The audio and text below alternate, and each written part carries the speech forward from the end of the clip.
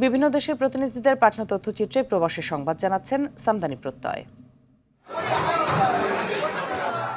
বর্ণাঢ্য আয়োজনে যুক্তরাষ্ট্রের নিউ ইয়র্কে বাংলা নববর্ষ উদযাপন করেছে প্রবাসী বাংলাদেশিরা। সাংস্কৃতিক সংগঠন আনন্দধ্বনি ও নাট্য সংগঠন ড্রামা সার্কেলের আয়োজনে মেরি লুইস একাডেমি জ্যামাইকা ও উডসাইডের গুলশান টেরেসে বর্ষবরণের অনুষ্ঠান হয়েছে।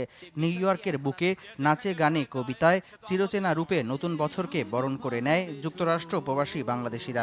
আয়োজনে এসে নিজেদের শেকড়ের সন্ধান খুঁজে পেয়েছে বলে জানান আগতরা।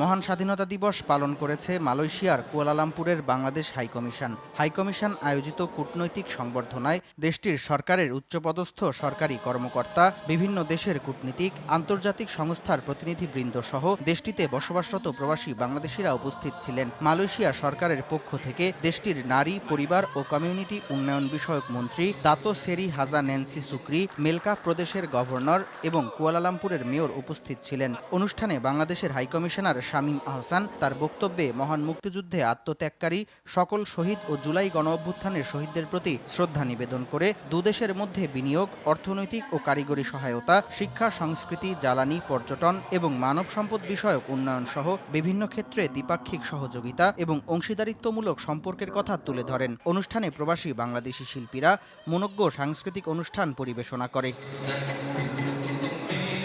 বাংলাদেশ দূতাবাস কুয়েতের আয়োজনে মহান স্বাধীনতা ও জাতীয় দিবস উদযাপিত হয়েছে। অনুষ্ঠানে প্রধান অতিথি ছিলেন কুয়েতের বিচার বিষয়ক মন্ত্রী নাসের ইউসুফ মোহাম্মদ আল সুমাইত। দেশটিতে নিযুক্ত বাংলাদেশের রাষ্ট্রদূত মেজর জেনারেল সৈয়দ তারেক হোসেন স্বাগত বক্তব্যে কুয়েতের আমির শেখ মিশাল আল আহমেদ আল জাবের আল সাবাহ কুয়েতের শীর্ষ নেতৃবৃন্দ ও কুয়েতের জনগণের প্রতি গভীর কৃতজ্ঞতা প্রকাশ করেন। অনুষ্ঠানে বিভিন্ন দেশের রাষ্ট্রদূত, কূটনৈতিক মিশনের সদস্য, উচ্চপদস্থ কর্মকর্তা সহ অসংখ্য প্রবাসী উপস্থিত ছিলেন।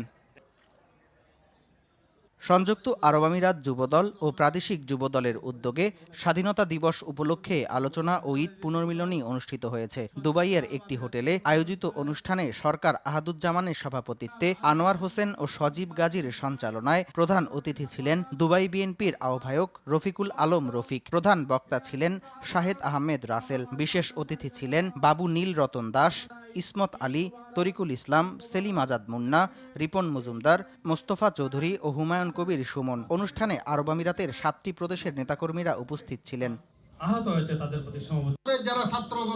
বাংলাদেশের মহান স্বাধীনতা দিবস উপলক্ষে সংযুক্ত আরব আমিরাতে বিভিন্ন দেশের কূটনীতিক, পেশাজীবী, সাংবাদিক ও বিভিন্ন কমিউনিটির নেতৃবৃন্দকে রাষ্ট্রীয় অভ্যর্থনা জানিয়েছে আবুধাবির বাংলাদেশ দূতাবাস। অনুষ্ঠানে প্রধান অতিথি ছিলেন দেশটির পররাষ্ট্র প্রতিমন্ত্রী আহমেদ বিন আল সাইগ। সভাপতিত্ব করেন দেশটিতে নিযুক্ত বাংলাদেশের রাষ্ট্রদূত তারেক আহমেদ।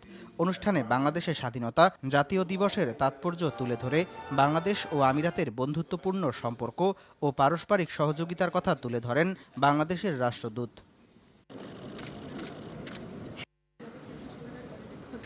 এখন একটি নতুন পরিস্থিতি বিরাজ করছে। সৌদি আরবের জেদ্দায় সৌদি পশ্চিমাঞ্চল বিএনপির ভারপ্রাপ্ত আহ্বায়ক আব্দুল মান্নানের সঙ্গে নোয়াখালীর সোনাইমুড়ি সেনবাগ এলাকার প্রবাসীরা ঈদ শুভেচ্ছা বিনিময় করেছেন। আয়োজনে সভাপতি ছিলেন সাখাওয়াত হোসেন। আনোয়ার হোসেন রাজুর সঞ্চালনায় অনুষ্ঠানে উপস্থিত ছিলেন শেখ মুস্তাক আহমেদ, আমিনুল ইসলাম, শেখ জাকির হোসেন, মঞ্জুর হাসান আলভি, ওমর ফারুক সানি, শহীদুল ইসলাম, মইনুল হোসেন সরকার সহ আরও অনেকে।